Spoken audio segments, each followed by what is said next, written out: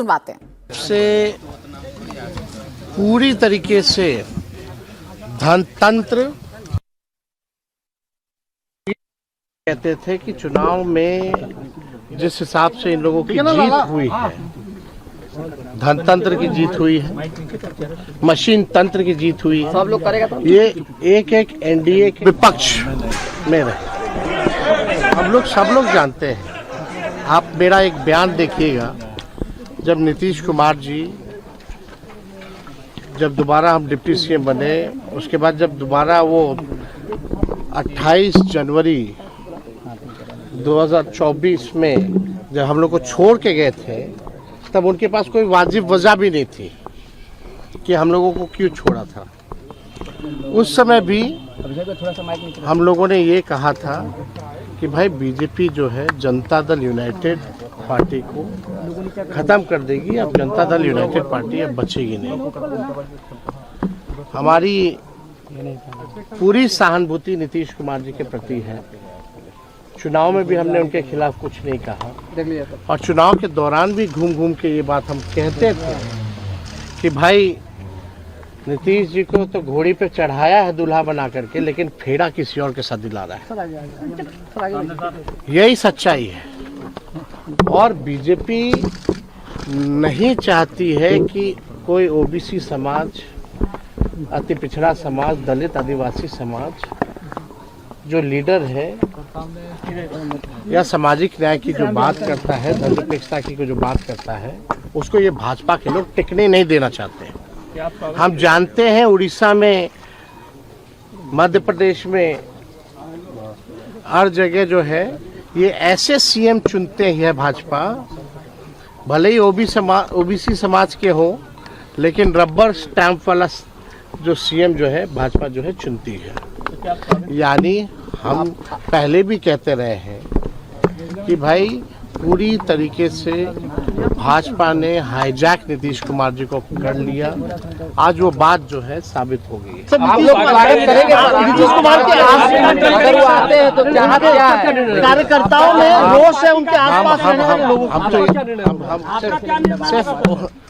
हम तो पहले भी कहें कि जो जन भावनाएं हैं इस सत्ता परिवर्तन के खिलाफ है और ये सबको पता था कि भाजपा ये करेगी। और भाजपा जिस जिस सहयोगी दलों के साथ रही है, सबसे पहले अपने सहयोगी दलों को खत्म करती रही है। चाहे तमिलनाडु में AIADMK हो, शिवसेना हो, महाराष्ट्र में अकाली दल हो, या बीच में आपकी महबूबा जी थी, उनकी पार्टी, आपके चौटाला जी की पार्टी।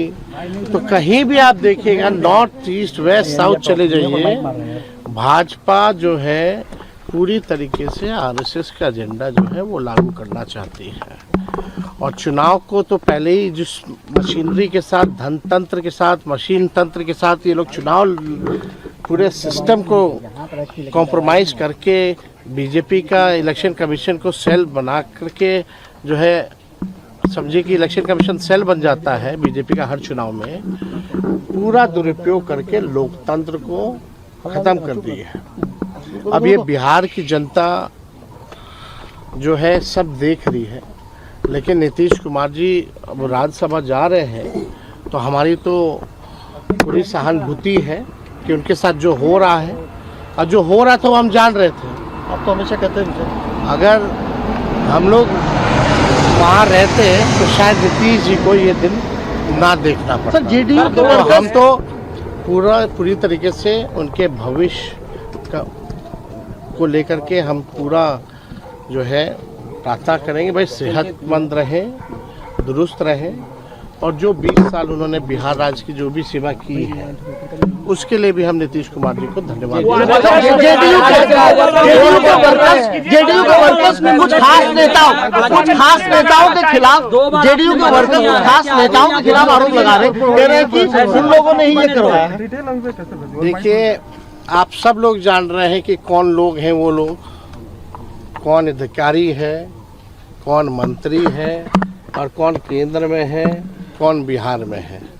हम तो शुरू से यही बात ना कहते थे, भाई हाईजैक हो रखे हैं, और ये तो बात साबित हो गया। अब तो आप समझ जाइए कि भाई जो भी भाजपा का सीएम बनेगा वो रबर स्टैंप होगा, रबर स्टैंप। लेकिन ये जनता के साथ धोखा है। आपने नारा दिया था 2025 से 30, फिर से नीतीश, लेकिन भाजपा देखिए इतना प्रेशर बना रखी है, इतना मानसिक रूप पे टॉर्चर कर रही है नीतीश कुमार जी को कि जो है उनको खुद से जो है इस्तीफा दिलाने पे आप लोग हाईजैक सही में आप लोग सही में सीएम हाईजैक हो। अब आप लोग भोले लोग तो है नहीं। जेडीयू के विधायक अगर आपके तरफ आते हैं तो स्वागत करेंगे। अंदरूनी मामला है, निशांत आए नहीं जाए। आप स्वागत करेंगे सर। तो पहले भी बोले थे कि भाई निशांत को जो है राजनीति में आना चाहिए, लेकिन आप देखिए जो स्थिति जो बनी हुई है, सम्राट चौधरी की चर्चा कि क्या भाजपा जो है उनके पिता नीतीश जी के साथ जो किया है।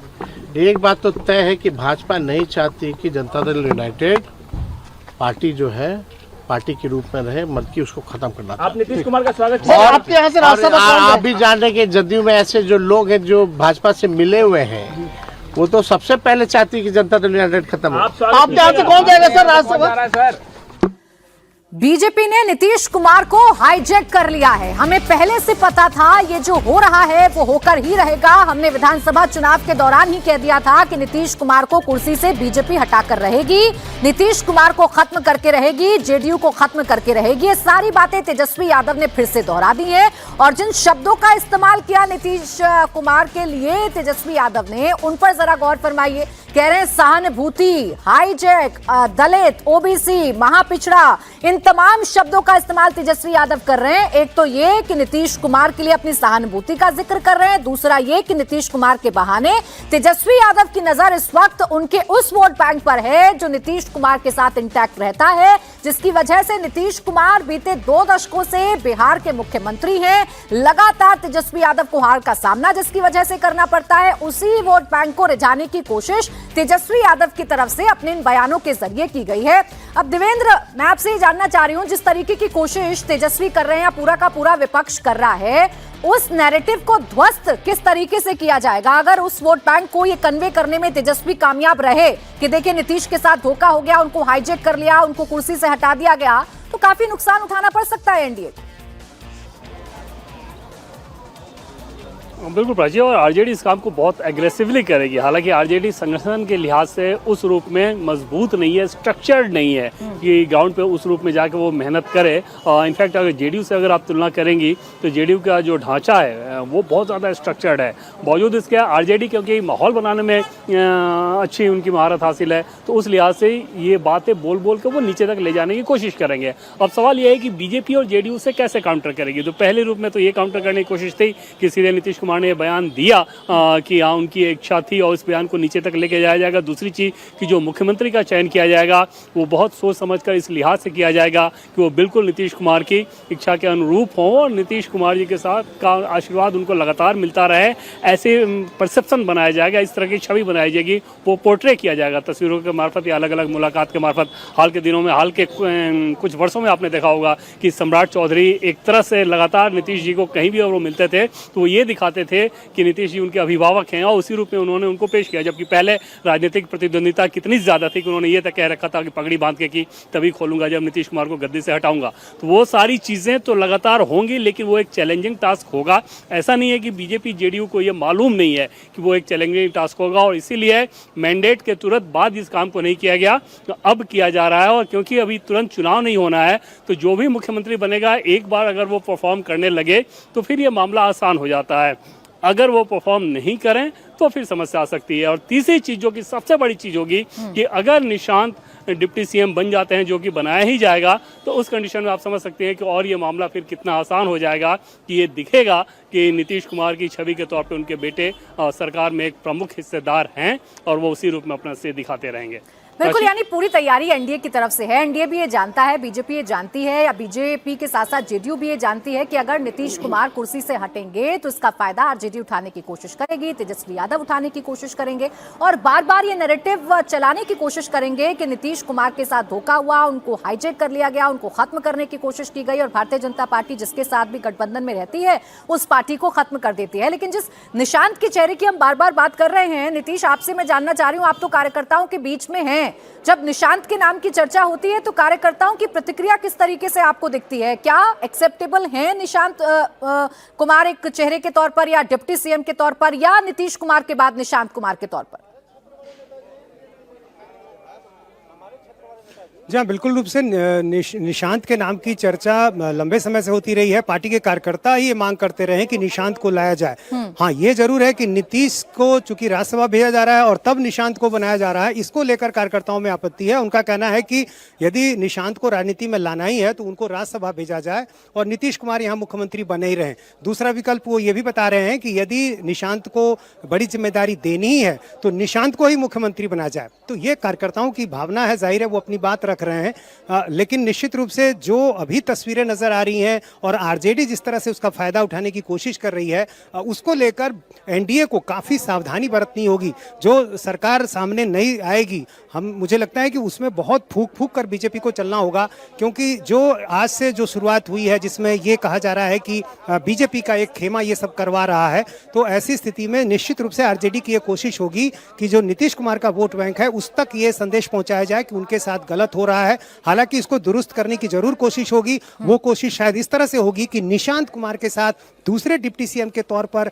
उसी कोर टीम के विजय चौधरी डिप्टी सीएम बनाए जाएं, जिस विजय चौधरी को लेकर यहां सवाल भी उठाए जा रहे हैं कार्यकर्ताओं में। तो जब निशांत के कह सकते हैं कि एक राजनीतिक गुरु के तौर पर विजय चौधरी ही साथ रहेंगे, तो शायद ये संदेश जो है, जो अभी इनके मन में शंकाएं हैं, वो धीरे धीरे दूर होंगी। लेकिन निश्चित रूप से इस दौरान आरजेडी की पूरी कोशिश होगी कि जो नीतीश कुमार का वोट बैंक है उस तक ये बात पहुंचाई जाए कि उनके साथ गलत हो रहा है। और ये कोशिश अभी नहीं हो रही है। आपको याद होगा चुनाव के दौरान भी वो कहते थे, जब नीतीश कुमार के नाम की घोषणा हुई तो उन्होंने कहा कि देखिएगा जैसे ही नतीजे आएंगे उसके बाद नीतीश कुमार को हटा दिया जाएगा। इसलिए तुरंत बाद ये निर्णय नहीं हुआ नीतीश कुमार। मुझे याद है कि तेजस्वी यादव न जाने कितने काउंटर अटैक किया करते थे, कितने ज्यादा एग्रेसिव पॉलिटिक्स किया करते थे, लेकिन नीतीश कुमार को लेकर तेजस्वी यादव ने कभी ऐसा कुछ नहीं कहा जिसकी वजह से नीतीश कुमार के साथ उनके रिश्ते खराब हुए, नीतीश की छवि पर कोई डेंट लगाने की कोशिश करें। और आज भी तेजस्वी यही कह रहे हैं कि हमारी सहानुभूति है नीतीश कुमार के साथ, हमारे साथ रहते तो नीतीश के साथ ऐसा ना होता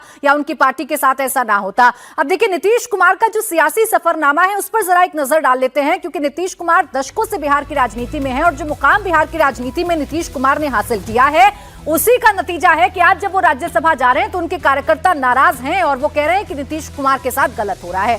1985 से शुरुआत हुई, पहली बार विधानसभा पहुंच गए, 1989 में पहली बार लोकसभा पहुंचे, 1985 में ही पहली बार विधानसभा पहुंचे थे और मार्च 2026 में अब राज्यसभा जाएंगे नीतीश कुमार। यानी राज्यसभा जाने के फैसले का ऐलान उन्होंने खुद किया है। सबसे बड़ी बात यह है कि उन्होंने एक्सपोस्ट पर यह खुद बताया है कि वो राज्यसभा जाना चाह रहे हैं, ये उनकी इच्छा है। अगर हम राज्यसभा सीटों की बात करें तो कुल 5 सीटें हैं। उम्मीदवार कौन कौन है? नितिन नवीन और शिवेश कुमार बीजेपी के उम्मीदवार हैं, नीतीश कुमार बीजेपी के उम्मीदवार हैं। जबकि आरएलएम की बात करें तो उपेंद्र कुशवाहा हैं, आरजेडी के उम्मीदवार की बात करें तो अमरेंद्रधारी सिंह हैं। जो नंबर्स के लिहाज से देखा जाए तो आरजेडी के पास नंबर नहीं है, 35 वोट आरजेडी के पास है और जीत के लिए चाहिए 41 वोट, तो काफी मुश्किल है इनकी राहें।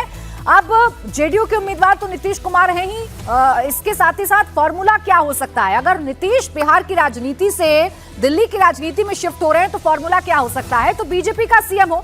ये पहली बार होगा जब भारतीय जनता पार्टी बिहार में अपना सीएम बना सकती है। फॉर्मूला ये होगा कि बीजेपी का सीएम होगा, लेकिन जेडीयू के 2 डिप्टी सीएम साथ में रहेंगे, जिसमें निशांत कुमार के नाम की बड़ी चर्चा चल रही है। निशांत अभी तक सक्रिय राजनीति से दूर रहते हैं, नीतीश कुमार के बेटे हैं, लेकिन उनकी राजनीति में एंट्री हो सकती है और बड़ी जिम्मेदारी उनको दी जा सकती है डिप्टी सीएम के तौर पर। जेडीयू के 2 डिप्टी सीएम होंगे, जिसमें विजय चौधरी का नाम भी सामने आ रहा है। एक फॉर्मूला तो यह है। दूसरा फॉर्मूला जो है वो भी आपके सामने रखती हूं, नई सरकार की गठन का क्या फॉर्मूला हो सकता है? नीतीश सरकार वर्सेस क्या बीजेपी का फॉर्मूला हो सकता है या एनडीए का फॉर्मूला हो सकता है? तो देखिए, नीतीश अभी तक सीएम थे, कुर्मी जाति से आते हैं, भारतीय जनता पार्टी कोशिश करेगी कि जो सीएम बनाया जाए वो पिछड़ा वर्ग से ही आए। इसके अलावा ये कोशिश की जाएगी, क्योंकि सम्राट चौधरी डिप्टी सीएम रहे हैं इस सरकार में, कुशवाहा जाति से आते हैं, तो ये कोशिश की जाएगी इस बार जो नई सरकार का गठन होगा कि निशांत जो कि नीतीश कुमार के बेटे हैं उनको डिप्टी सीएम बनाया जाए। कुर्मी वोट बैंक किससे साध लिया जाएगा। वहीं विजय सिन्हा डिप्टी सीएम है, भूमिहार जाति से आते हैं, तो उनकी जगह विजय चौधरी जेडीयू के ही नेता है, वरिष्ठ नेता हैं, उन्हें डिप्टी सीएम बनाया जाए और ये भूमिहार जाति से आते हैं, यानी यहाँ से सवर्णों को साधने की कोशिश विजय चौधरी के तौर पर की जा सकती है। अब आइए आपको ये बता देती हूँ कि नीतीश कुमार कब कब मुख्यमंत्री बने हैं बिहार में और कितनी लंबी पारी बिहार में मुख्यमंत्री के तौर पर नीतीश कुमार की रही है। तो पहली बार मार्च 2000 में मुख्यमंत्री पद की शपथ ली, दूसरी बार नवंबर 2005 में, तीसरी बार नवंबर 2010 में और चौथी बार जनवरी 2024 में, 9वीं बार जनवरी 2024 में और 10वीं बार जो है नवंबर 2025 में वो मुख्यमंत्री के पद पर रहे हैं। जुलाई 2017, नवंबर 2020, अगस्त 2022 से तमाम वो चुनाव हैं जब नीतीश कुमार लगातार मुख्यमंत्री के तौर पर बिहार में काम करते रहे। पहली बार मार्च 2000 में बने थे, दूसरी बार 2005 में, तीसरी बार 2010 में, चौथी बार 2015 में और पांचवी बार नवंबर 2015 में नीतीश कुमार मुख्यमंत्री बने। अब जिस चेहरे की चर्चा की जा रही है, नीतीश की जगह उनके बेटे निशांत को राजनीति में लाया जाएगा, तो उनकी प्रोफाइल क्या है ये मैं आपको बता देती हूँ। नीतीश के इकलौते बेटे हैं निशांत कुमार। नीतीश कुमार के उत्तराधिकारी के तौर पर उनको देखा जाता रहा है, हालांकि वो सक्रिय राजनीति से दूर हैं। बीआईटी मेसरा से इंजीनियरिंग की पढ़ाई निशांत ने की है। सादगी में जीना और लाइमलाइट से दूर रहना, अभी तक निशांत इसी तरीके से पब्लिकली देखे जाते रहे हैं। जेडीयू के संस्थापक और राष्ट्रीय अध्यक्ष हैं नीतीश कुमार। अब नीतीश कुमार के बेटे राजनीति में एंट्री कर सकते हैं और वो जेडीयू की कमान संभाल सकते हैं या वो डिप्टी सीएम बन सकते हैं। एक और चेहरा जिसकी चर्चा बहुत जोरों शोरों से की जा रही है अगले मुख्यमंत्री के तौर पर, तो वो हैं सम्राट चौधरी। सम्राट चौधरी अगर मुख्यमंत्री बनेंगे तो क्यों बनेंगे ये मैं आपको बताऊं। नीतीश के साथ काम करने का उनका अच्छा खासा अनुभव है। मोदी और अमित शाह दोनों के भरोसेमंद हैं सम्राट चौधरी। इसके अलावा कुशवाहा समाज से ताल्लुक उनके है, मतलब उसी जाति से आते हैं। लवकुश समीकरण में सबसे ज्यादा सम्राट चौधरी फिट बैठते हैं। जब नीतीश कुमार और बीजेपी की राहें अलग थी तो सम्राट चौधरी को लाया ही इसी वजह से गया था कि लवकुश जो समीकरण है नीतीश कुमार का उसे ध्वस्त किया जाए, उसमें अपनी पकड़ जो है वो बैठाई जाए। इसके साथ ही साथ आपको बताएं नीतीश के साथ काम करने का उनका अनुभव है ही और जिस तरीके के उनके रिश्ते थे वो रिश्ते वक्त के साथ और बेहतर होते चले गए, इसीलिए माना जा रहा है कि सम्राट चौधरी एक प्रबल नाम हो सकते हैं। इसके अलावा दूसरे नाम के बारे में भी आइए आपको बताती हूं जिसकी चर्चा हो रही है। दूसरा नाम है नित्यानंद राय का। पहली वजह, अमित शाह के बेहद भरोसेमंद हैं नित्यानंद राय, उनके नाम की चर्चा है। 2019 से केंद्र में गृह राज्य मंत्री हैं नित्यानंद राय, जिनकी चर्चा की जाती है। 14% आबादी वाले यादव जाति से आते हैं नित्यानंद राय। उसके लिए आप कह सकते हैं कि जरूर, और बिहार बीजेपी के पूर्व अध्यक्ष भी नित्यानंद राय रह चुके हैं, इसलिए इनकी भी चर्चा बड़ी जोरों शोरों से की जा रही है कि हो सकता है कि इनके हाथ में भी बिहार की जो कमान है वो सौंप दी जाए। हालांकि अभी ये कहना बड़ी जल्दबाजी होगा क्योंकि अभी तो राज्यसभा जाने का ऐलान नीतीश कुमार की तरफ से किया गया है। वो अपना नॉमिनेशन दाखिल करेंगे, काफी वक्त है अभी, लेकिन आने वाले कुछ महीनों में पिक्चर साफ हो जाएगी कि बिहार का अगला मुख्यमंत्री कौन बनने जा रहा है। देवेंद्र, लेकिन सभी का इंटरेस्ट इस सवाल में जरूर है कि ये कैसे संभव हो पाया। 10वीं बार मुख्यमंत्री पद की शपथ ली, 2 दशकों से मुख्यमंत्री पद पर काबिज हैं नीतीश कुमार, एकाएक उनका राज्यसभा जाना, मुख्यमंत्री की कुर्सी को छोड़ना, इसके पीछे की कहानी क्या रही? और इसमें पहली चीज़ अगर इस बेस लाइन को उठाकर देखें कि पिछले विधानसभा चुनाव में आपको ध्यान होगा कि जब 45 सीट के आसपास ही जेडीयू को आई तो हालांकि जेडीयू समय बहुत खफा थी और जेडीयू का ये मानना था कि एनडीए के इंटरनल दगाबाजी के चलते उसको सीटें का नुकसान हुआ है। तब भी नीतीश कुमार ने बीजेपी को ये इन्फॉर्म किया कि सबसे बड़ी पार्टी आप हैं तो मुख्यमंत्री आपका हो, मुझे कोई दिक्कत नहीं। और ये बीजेपी है, प्रधानमंत्री नरेंद्र मोदी हैं जिन्होंने कहा कि नहीं मुख्यमंत्री तो नीतीश कुमार ही होंगे, तब नीतीश कुमार मुख्यमंत्री बने। इस बार की अगर बात करें तो क्योंकि सेहत एक बड़ा चैलेंज है। ऐसे में जाहिर तौर पर नीतीश कुमार जी को वो सेहत कितना बड़ा चैलेंज है, किस रूप में है, ये तो मेडिकल बुलेटिन या डॉक्टर ही बताएंगे।